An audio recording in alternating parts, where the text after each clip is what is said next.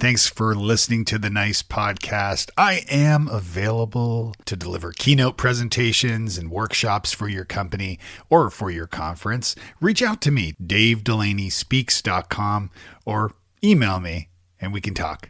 Now on with the show. Hey, it's Jason with the Marketing Podcast Network. You have less than 1 month left to get special early bird pricing for the Creator Economy Expo 2023. This event, folks, is for content creators and entrepreneurs interested in building and growing their content-first businesses. Do not miss this show. Join over 500 bloggers, podcasters, authors, newsletter writers, speakers, consultants, and freelancers at the learning and networking event for content creators. Plan to attend May 1st through the 3rd in Cleveland, Ohio. Register now to secure early bird pricing before it disappears March 31st. Early bird pricing ends March 31st. As a special offer, you can get $100 off just for listening to MPN shows like this one. Go to cex.events to register. Use the coupon code MPN100. The address, the URL, cex.events. That's the whole thing. Type that into your browser. cex.events. The code you use, MPN100. The Creator Economy Expo, Cleveland, May 1st through the 3rd.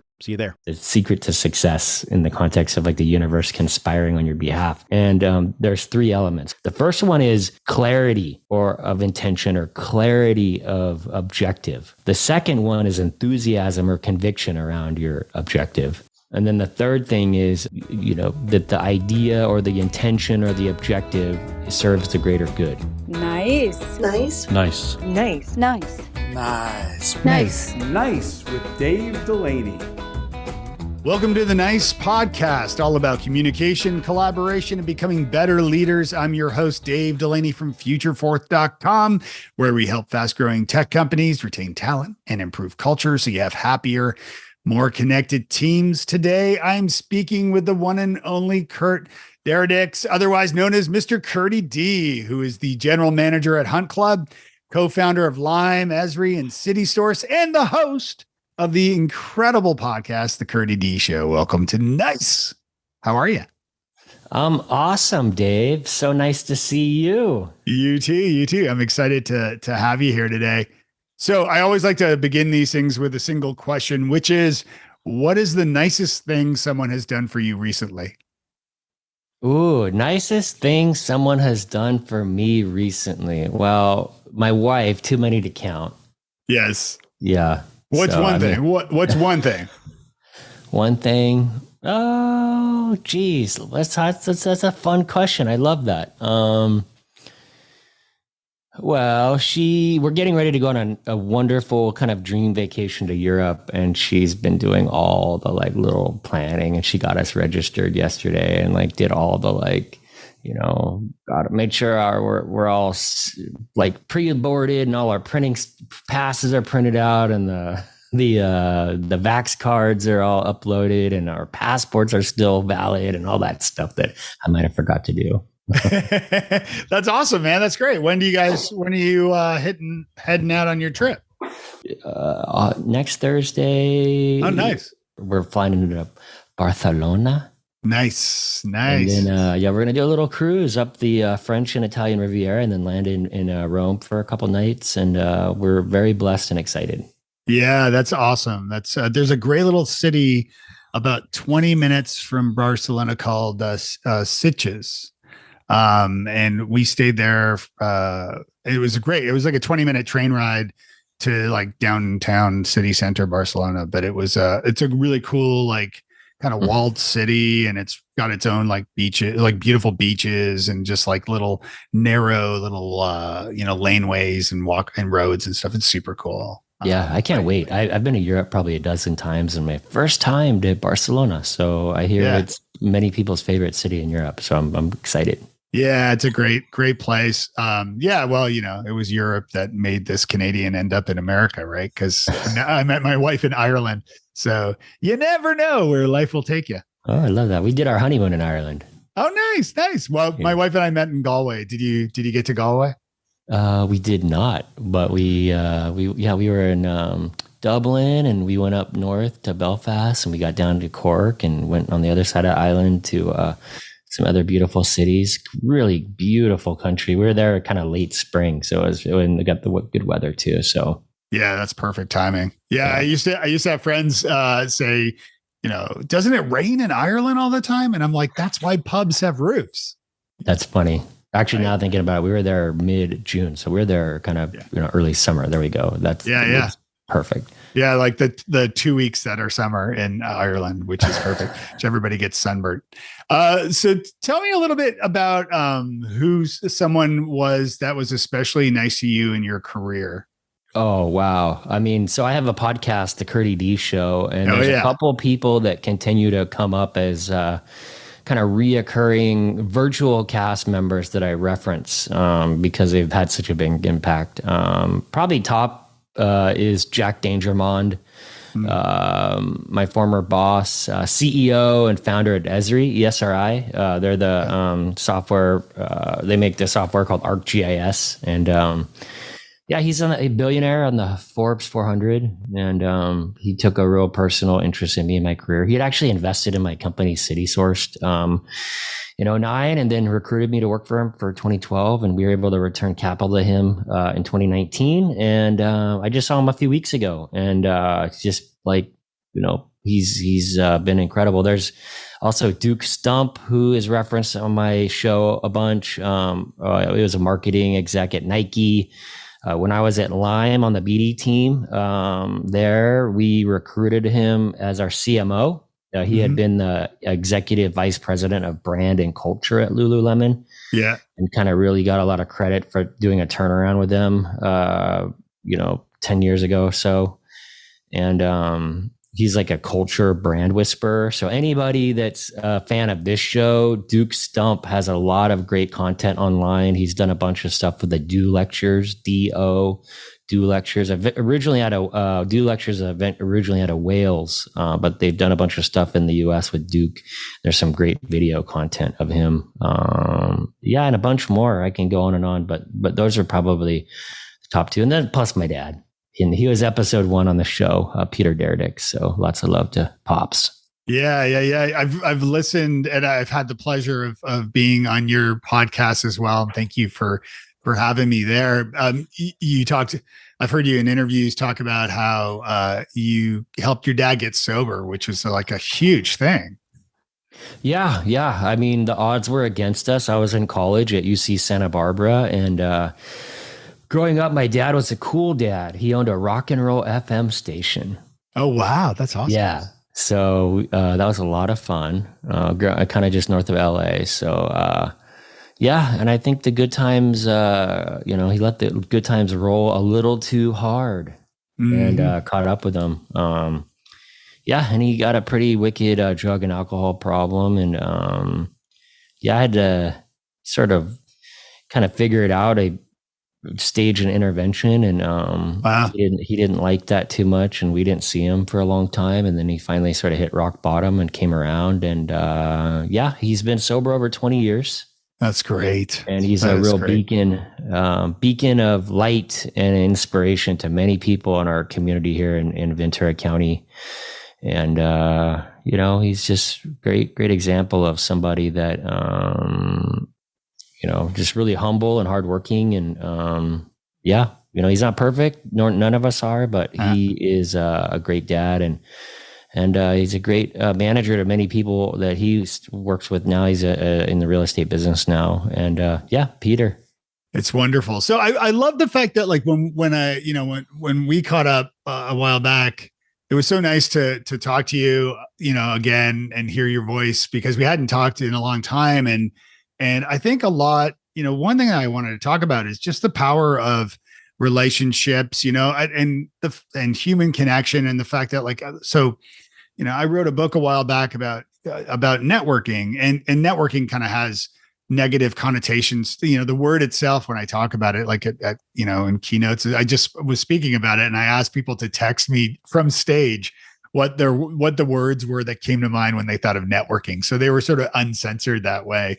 And so many people replied with like, oh, horrific and dirty and gross and all these things. And with good reason too, because a lot of networking events can really suck if they're not managed well. So tell me a little bit about like your experiences with networking and your approach. Cause I mean, we met when you were on a road trip, TWIP to Nashville. Yes. Let's share a little bit about that story and how that Yeah. came to be, and then let's talk about that. Yeah.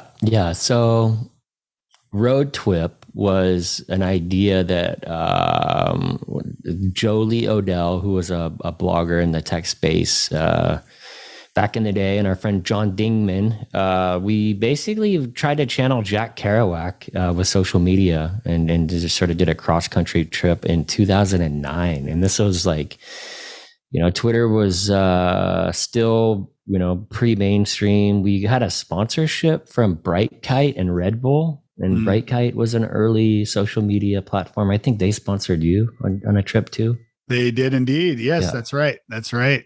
They were like a geolocation, sort of a Foursquare type of early Foursquare type. Yeah. So we would do these tweet ups and we just roll into town. I think John and I are in LA. We flew out to East Coast where Jolie was in DC, picked her up in Virginia and started heading west to Omaha for the first annual Big Omaha Conference that Jeff Slobodski and that whole crew did. And we would do these tweet ups along the way. So Nashville was a stop, and that's where we met you and Marcus Whitney. And yeah, we would tweet out that we were turning up, and it was fun. We'd get 30, 40, 50, 60 people to turn up. And that was just a really fun experiment. And we were video blogging the whole thing. And when we looped back to East Coast, and I think in Toledo, Ohio, we made the evening news, and the newscasters came down. It was such a novel thing, Yeah. Social media people doing a tweet up, and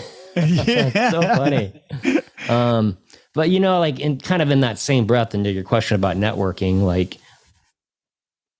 I think I think you and I are very similar. We just sort of are curious people, and we just we just love meeting people. I think that for me, even on my LinkedIn handle and stuff, I kind of thought about it recently, and I sort of labeled myself as a collector of amazing friends. Yeah, And I love that. it's really everybody has their sort of superhero gifts. And I think for me, I'm in the talent space. I'm a recruiter, I should back up. I work for a hunt club as general manager, and we're one of the fastest growing executive and non-executive talent recruiting agencies in the US. And that my network has really, I'm able to activate it in the context of what I do. And, I, similar to you, I got into the tech market in similar to you, I've been a community guy where I've done a lot of events. Right. And so for my career, I was out of college. I did real estate for 5 years, which was amazing until the great financial crisis happened, and I got completely wiped out, lost everything. And then Duke Stump, the mentor I mentioned, he gave me this really powerful exercise called Imagine the Day. And Imagine the Day was this exercise about what's Kurty D's perfect day. It's a metaphorical day. It's a week, it's a month, it's a career, right? Yeah. And I went through that design exercise, and I was like, I want to be doing something that's in tech. I want to be doing a social enterprise. I'm tired of dealing with a consumer retail customer. I want to be dealing with a professional buyer. I want to be on an airplane once a month, going to conferences, getting paid to learn, getting paid to travel, getting paid to make friends. Yeah. And that sort of led me into CitySourced, which I co-founded. And and that's sort of a long answer to your question about networking is what the way I met my co-founder was I started organizing these events called Meeting of the Minds. We did a shorthand. We called it MOTM, MOTM, Meeting of the Minds. And I was really inspired by Benjamin Franklin's Junto gatherings that they did, JUNTO. And every Friday, Benjamin Franklin and his peers, his homies back in Philadelphia, almost 300 years ago, would meet and support each other. And out of that work, they started the first libraries and schools and hospitals and all that kind of stuff. And I just was thought that, like I was trying to get into a new industry. I was trying to meet people, and it was just a really intuitive thing for me. Like, I think similar to you, like in high school, I was always the one throwing the parties. Right? Yeah. So like, I just always was the one convening folks together. And, as I've gotten older, it's like we all want to have a good time and have fun, but we have families and whatnot, and we want to be able to be efficient with our time and have it, have some meaning, and also hopefully move our careers forward. So the Meeting of the Minds kind of evolved into another event series that I started doing in LA for 10 years called Digital Family Reunion. And I started, I essentially brought like all of the event promoters together for a holiday party, kind of under one tent. So it was like kind of a homeroom for the LA community. We get like 1,000 people to turn up. Yeah. And through that, I got a lot of recruiters who would sponsor my events, and they'd always want me to come work for them. But I always had an allergic reaction to recruiters because I sort of felt like they're really glad handy. Yeah. Right. And back to the thing about networking, and if people have a bad taste, and it's sort of a very, Adam Grant, who I'm a big fan of, wrote that book, Give and Take. Yes. And, I think a lot of networking gets painted with a brush of like just takers. Right. So, I think like, I don't know if like Adam's work is really interesting because I am a giver, but I'm also sort of discriminating. I don't give to everybody. And it's not because mean or disrespectful. It's just sort of like I've been burned. Like I just had Neil Patel on my podcast, and he talked about some friends of his burned him for $1 million. Yeah, that was a great interview, by the way. Yeah, I enjoyed that conversation.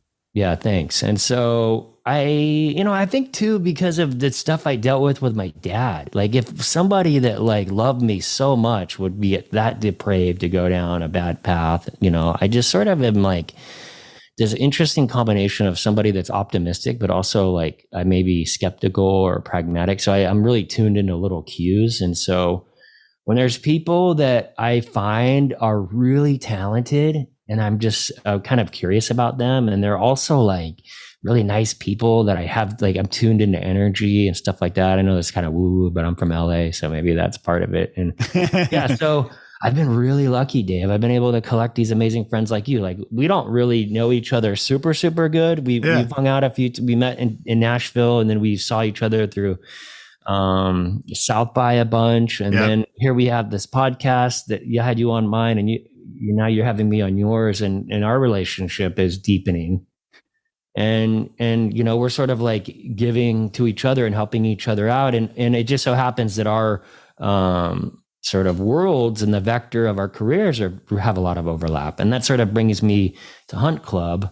Kind of fast forward a bunch. Like what's really interesting and novel about Hunt Club is we're wrapping the entire kind of recruiting market that does have sort of a glad handy kind of networking kind of bad taste sometimes we're trying to do something different and special where we're trying to power it with warm referrals.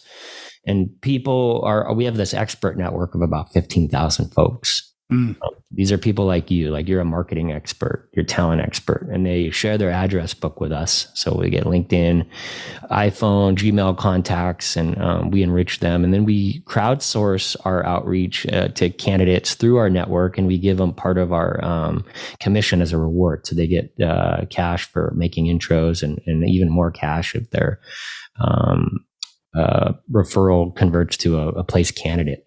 And I wasn't looking for this job as GM of Hunt Club. One of the experts had hit me up and said, "Hey, Kurty, like this would be a really good fit for you.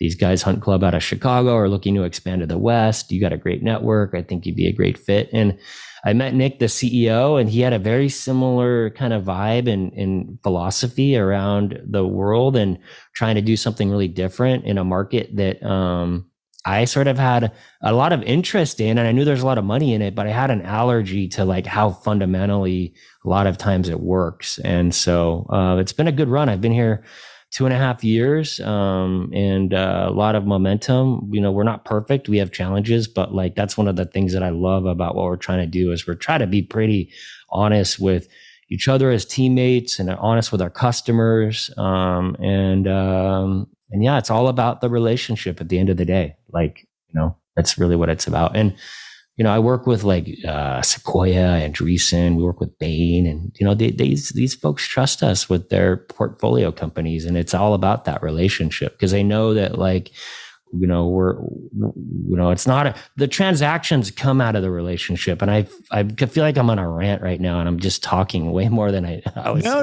That's why you're here, man. Yeah. If it was just me, that'd be boring. So no, this is really interesting.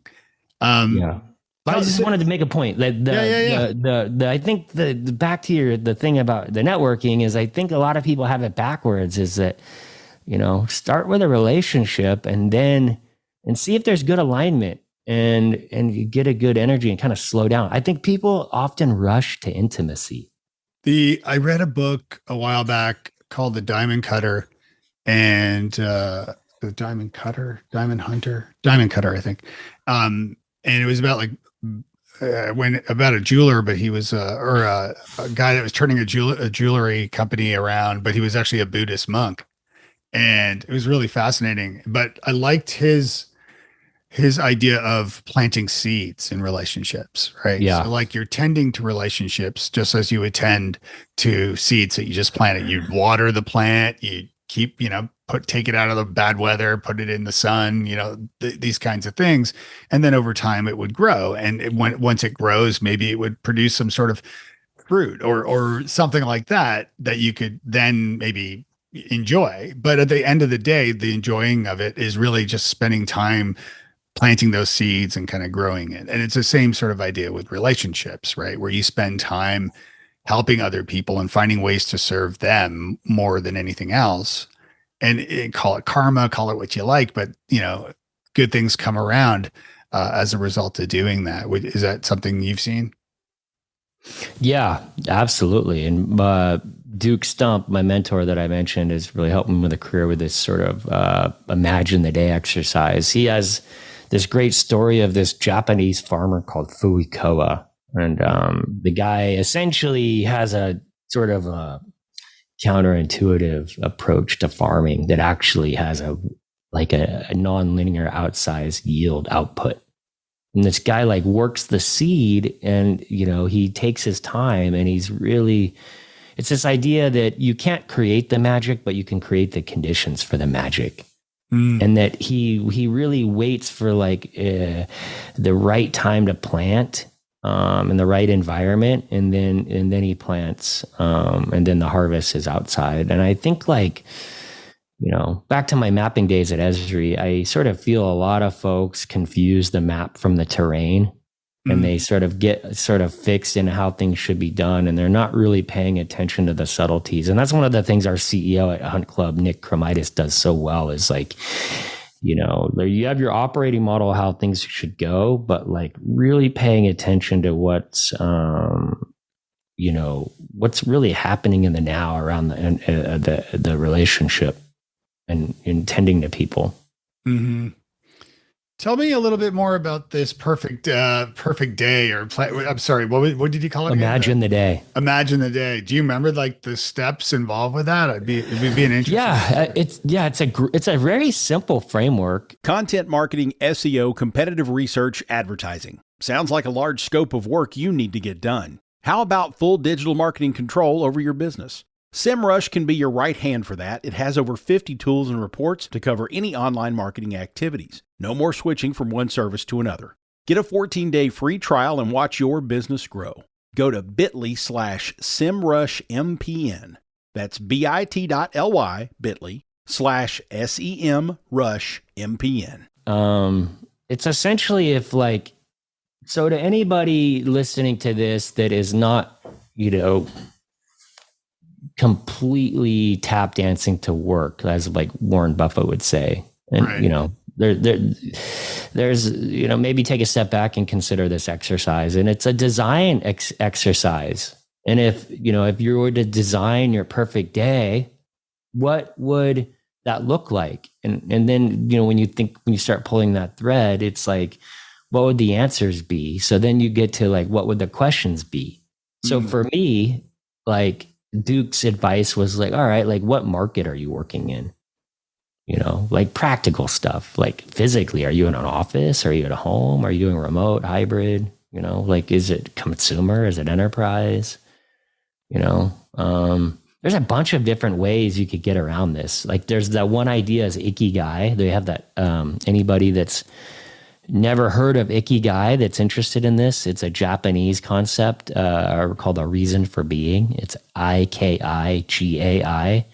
And it has this wonderful illustration that you could find online. If you just Google Ikigai, Ikigai, you go to Google Images, it has this beautiful vector of what you love. That's one circle. The circle of what the world needs, what you can be paid for, and what you're good at. So 4 circles: what you love, what the world needs, what you could be paid for, and what you're good at. And Ikigai is the bullseye of those, that concentric overlap. And for example, if you have just like, you know, like attorneys, oftentimes, you know, they're good at law and they can get well paid for it. They're comfortable, but they have a feeling of emptiness. Oftentimes, my uncle was an attorney, so he would tell me he hated it all the time. Yeah. Artists oftentimes they deal with something that the world needs and what they love. So they're delighted and they're full, but they're poor, right? So the ikigai is this sort of like interesting concept about like try to, you know, kind of get all those needs met. And that might be an interesting framework to look through, like to design imagine the day, like what are some of those like components. I just had Aaron Ross on the show, and that episode goes live next week. And that's an incredible episode to listen to around this, because he's reinvented himself a ton of times. He sort of wrote the Bible for software SaaS selling in Silicon Valley called Predictable Revenue. And then he went on to have 10 kids. 10? Yeah, they 10 kids in 10 years. They had, there's 2 that from his first wife, they had 3 bio kids, and then 5 kids they adopted. Wow. And it's an incredible story about like reimagining his life, and talks about how he made $10 million in 10 years through his consulting work, and how he's reimagining what he wants to do next. And, you know, we get into some of this on that episode, but, yeah, imagine the day. It's kind of just a high level idea, and there's a bunch of ways you can get to those answers and a bunch of ways you can get to those questions.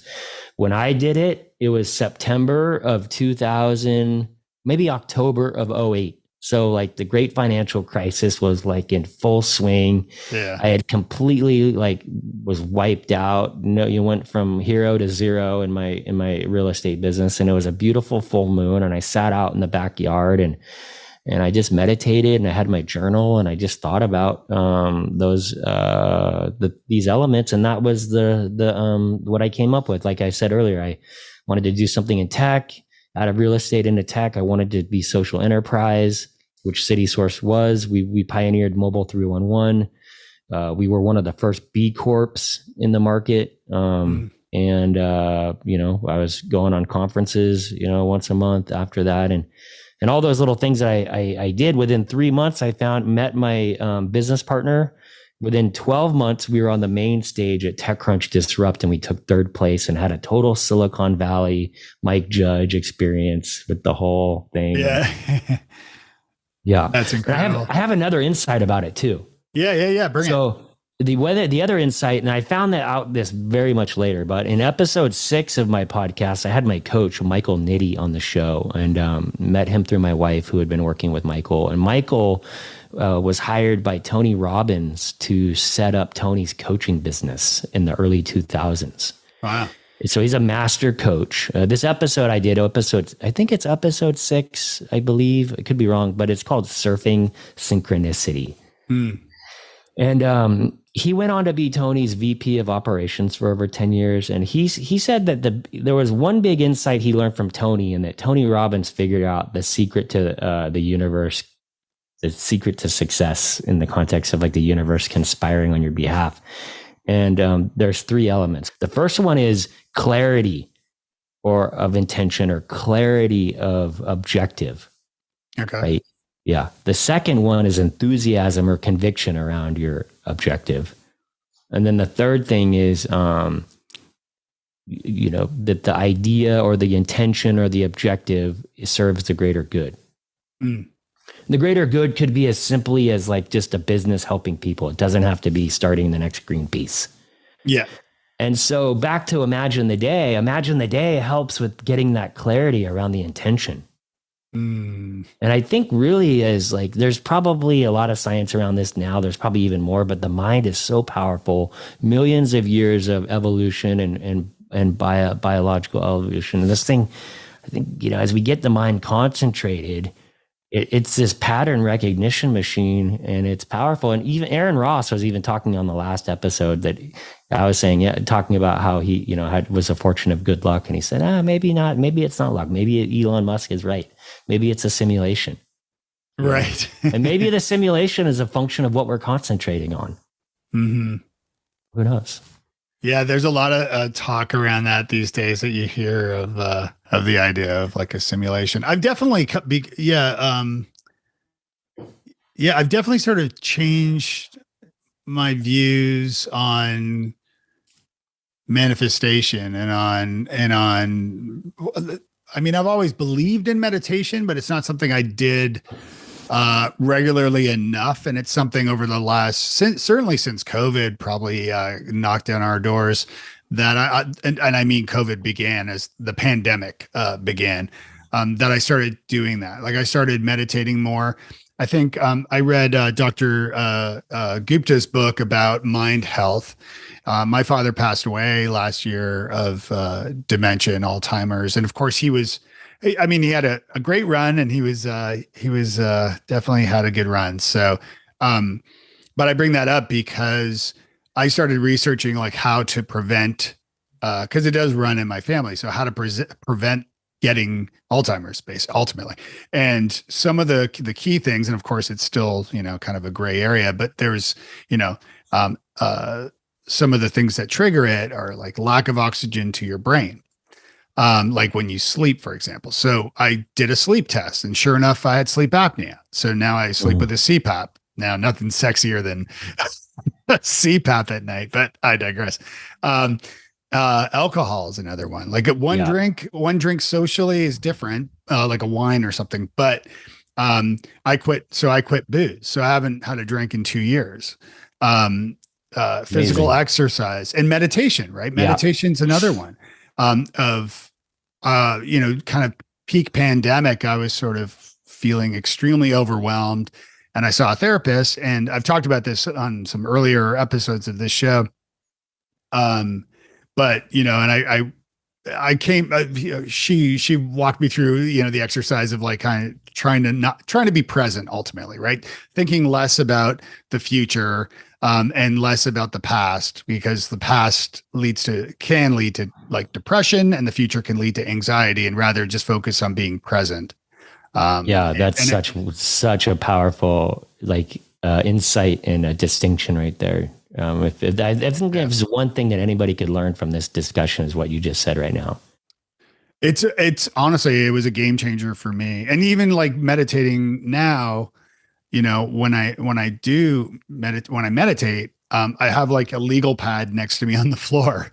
And so, because I think a lot of people misunderstand meditation. They think, like, I've talked to friends about it before, and they're like, I couldn't stop thinking about stuff. And I'm like, that's not the point. Like thoughts are going to come because that's how we're programmed, whether it's by some other system or God knows what.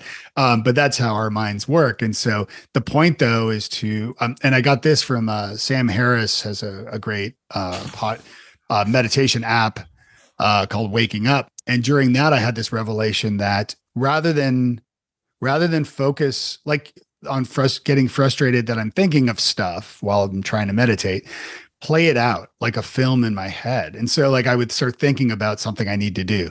And so I would like think about like finishing that thing, and okay, so I'm done. Oh, that's it. and it ends, right? And now I can focus back on my breath and things. So, but having that legal pad has been helpful too, so that if I have an idea or think of something, which will happen, I can just jot it down really quickly and then I do the same thing. I meditate in the morning, 20 minutes. I've just put a timer on. Yeah. And I just do a breathing meditation on my couch in the morning.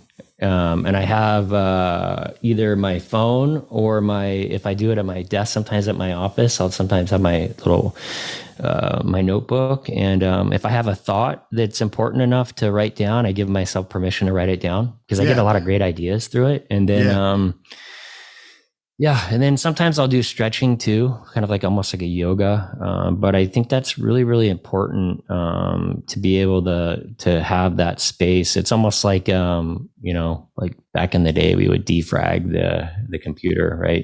Yeah. Like it's like that. And I think a couple of things. One, also, I'm really sorry to hear about your dad. Thanks. Yeah. That's really, I can't imagine. And my wife is always bugging me, like, you read too much nonfiction, because I obsess on like finance books. I'm like so into investing and stuff. And she's like, you need to be reading some nonfiction or some fiction. You need to be reading some science fiction, because she's kind of like, I guess there's data about like the synaptic ways they start to fire. And like, we need to be, keep learning new stuff. Like that's why I think like a lot of folks like play bridge when they get older, because it's like a good mind bender. But I surf, I play guitar. I try to do a lot of things where I continue to have to be in the moment. I just got to go to Kelly Slater's surf ranch this last weekend for the 4th time. Oh, no way. Yeah. And cool. Here I am in my 40s, like getting really good at like tube riding, which is like the ultimate thing in surfing. And it's like, it's such a concentration of the mind. It's a beautiful thing. And I can't recommend whatever it is. It could be gardening, walking, like, or bird watching. It doesn't really matter. Like, what is it that gets people kind of like in the moment? Yeah. I had David Meerman Scott on a previous episode of this podcast, and he was talking about surfing as well. And I was just exchanging some messages with Guy Kawasaki about it, because my family and we just went to Hawaii recently, and I won't bore you with the details, but I have a pretty terrible back, and my back decided that it was going to be especially terrible. And so I had planned, because I turned 50 last April. So my intention was to try surfing for the first time. And so that remains undone, but it is on the list. So I was hoping to get that done, to do that while I was in Hawaii. But I did just perform stand-up comedy for the first time, and I love that. And second time. So and third time this week will be tomorrow. So we'll see what happens. I've done stand-up at the Improv and the Comedy Store in LA, and it's so fun. Dude, those are like I mean, that's the mecca for stand-ups, right? That and the Comedy Cellar, I guess. That's awesome, man. What brought you to doing stand-up? Well, I had that little startup, CitySourced, and it was just all of a sudden we caught fire, and I was having to do a lot of public speaking events, and I was so afraid of it. And I was like, well, maybe we could kill 2 birds with 1 stone and like crack the ice with doing stand-up. So my friend, who's now a very well-known stand-up comic, we did a comedy class together. It was a 6-week thing called Judy Carter Comedy. Yeah. And the first, you work through the fundamental, because it's a formula, right? Mm-hmm. And then you do the show at the Improv, and it went really, really well. And one of the talent bookers said, hey, you were really funny. You should come over to the Comedy Store. So they had me go there. Nice. And at the time, I wasn't drinking. And I wasn't really into like hanging out at comedy stores late night. And it was going to be like just kind of a distraction. I sort of achieved what I wanted to achieve. And it ended up helping my public speaking a ton. Oh, 100%. Yeah. I often, in fact, so, I have these keynote presentations that all fit into this NICE method framework. And one of those presentations is called the Master Communicator's Secret Weapon. And that secret weapon, don't tell anyone. The secret weapon is improv. And so it's using skills from improvisation to improve the way you communicate. with the people in your lives, in your life and your work and so on. And so my background is with improv. I studied improv with Second City in Toronto, and then performed improv across. I had my own troupe when I lived in Ireland, and performed improv regularly every week there. And I've performed in London and Scotland and other places. And then I hit like a midlife crisis in Nashville. And instead of joining a band like most Nashville people, I joined an improv troupe and started performing improv regularly again, and got really into it. But I've always wanted to perform stand-up. I've always studied stand-up, and to your point, as a keynote speaker, I mean, it's my job to engage the audience and to teach the audience, but also to have a great time with them and make sure that they don't just come away learning new things, but they come away being entertained as well. And so my experiences and study of comedy and performance and acting and things all fit into my presentation. So that's super cool that you did that. That's awesome. Yeah, that was just sort of an intuitive thing. The framework I try to work through now is entertain, educate, and inspire. Yes. Yeah. So that 100%. Yeah. So, and tell me a little bit about an early lesson, like in leadership, that you learned along the way, and how that might apply to what you're doing today. I love that question. Early lesson in leadership relating to today.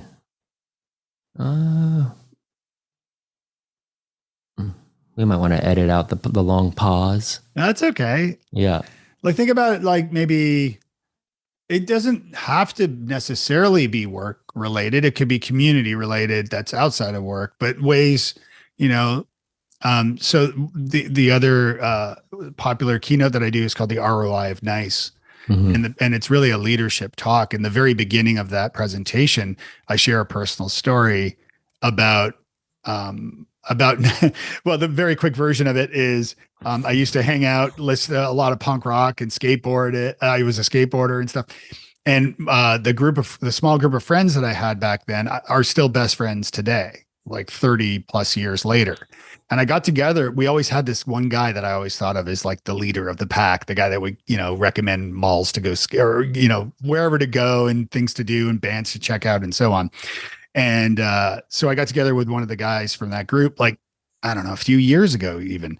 And we were having a drink and catching up. And he says, we were reflecting on that. And I said, well, I brought up this guy who I had always imagined to be sort of the quote unquote leader of the pack.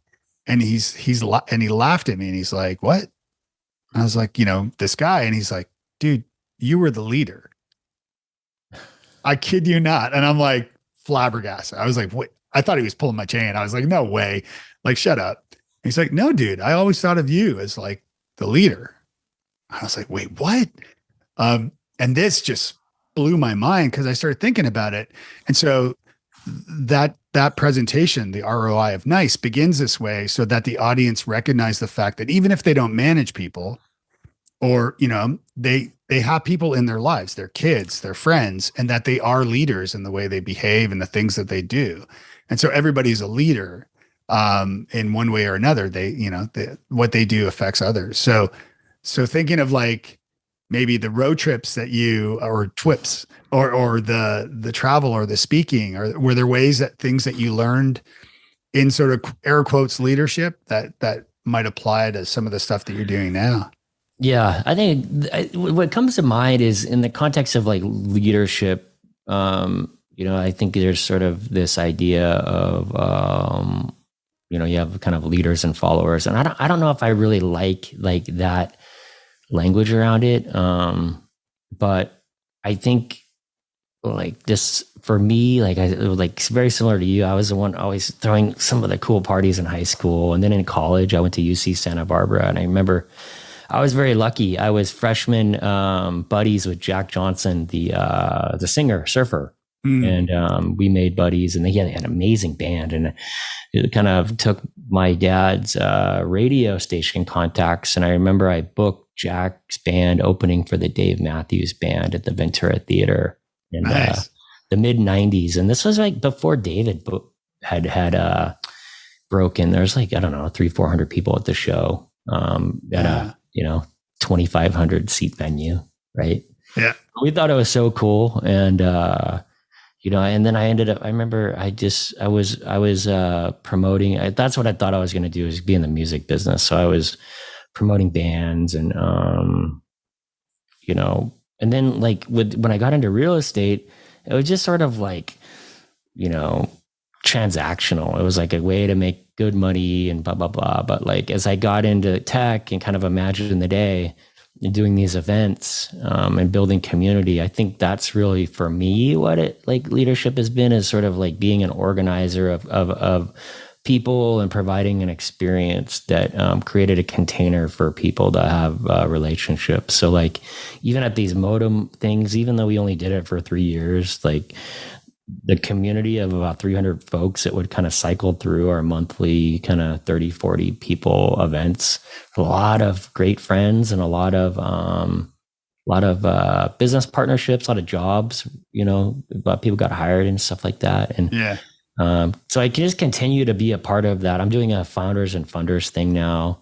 It's getting some good traction. I just started doing these Kelly Slater surf events. It's the fourth one we've done. And just like even this last couple of days, just the texts of people just being like, they had an ecstatic experience with their life and something that bucket list, and being able to provide, these really bucket listy kind of experiences for people, both professionally and for career wise, I think for me has been like probably an evolution. And maybe back to your question, maybe throwing parties in high school is where I learned it.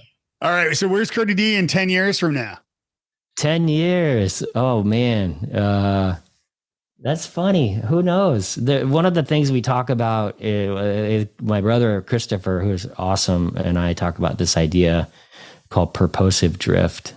And it's sort of heading a direction with like kind of general purpose, but not knowing exactly where you're going, perhaps. And I just think more of this, just, probably maybe building another business. I definitely think I have one more startup in me. So I think that's probably high odds that happens. I'm investing a lot these days, and that's a lot of fun.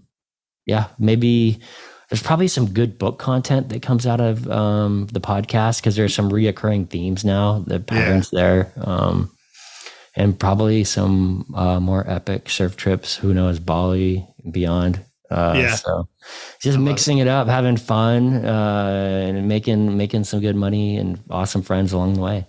That's awesome. All right. We're going to wrap it up here with my lightning round questions. So complete this sentence. Nice guys and gals finish.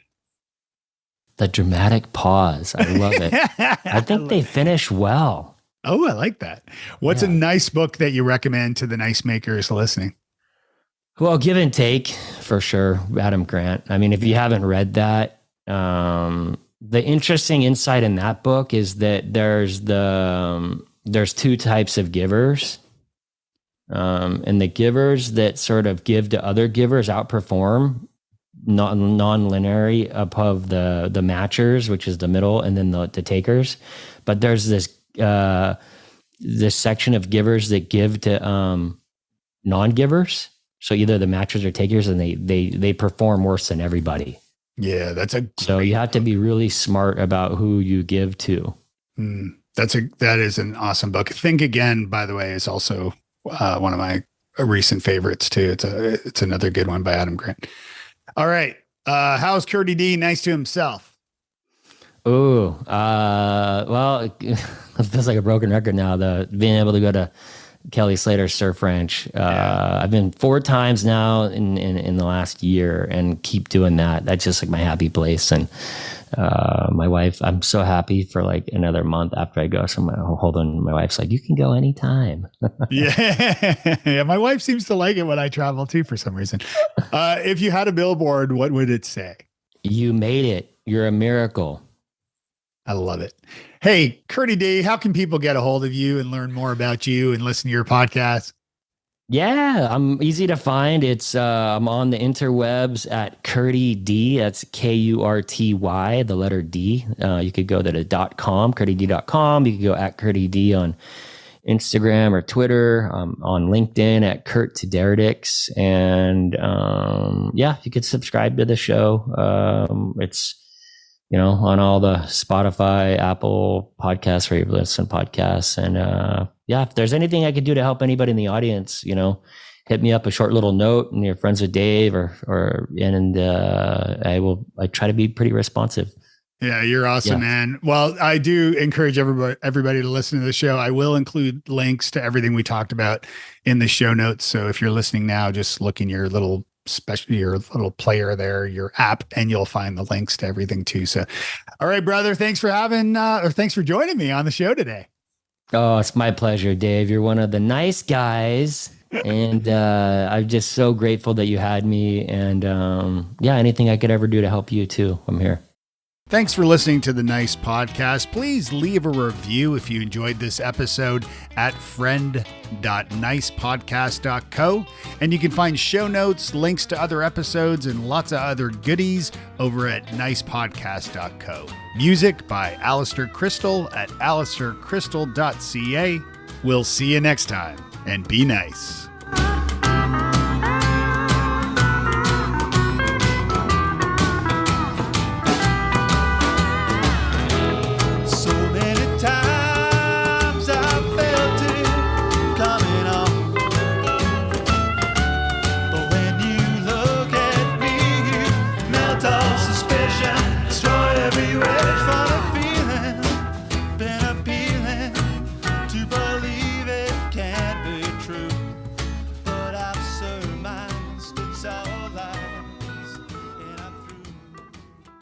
You may know you're listening to this show along the Marketing Podcast Network, but did you know there are other great shows on MPN to help your business? Christy Smallwood hosts a great podcast called Small Business Success Talk. Christy, tell us what these fine folks will get out of listening. Well, you get the feeling of not being alone in building a small business. My guests have shared their success stories, their biggest challenges, their best practices, the passion for what they do, and what success really means for them. It's a mix of mindset, heart, and how-tos for the small business community to learn from each other. Awesome. Where can people subscribe? You can go to smallbusinesssuccesstalk.biz, or you can find the show at marketingpodcasts.net, or you can search for Small Business Success Talk wherever you get your podcasts. You heard her. Go subscribe.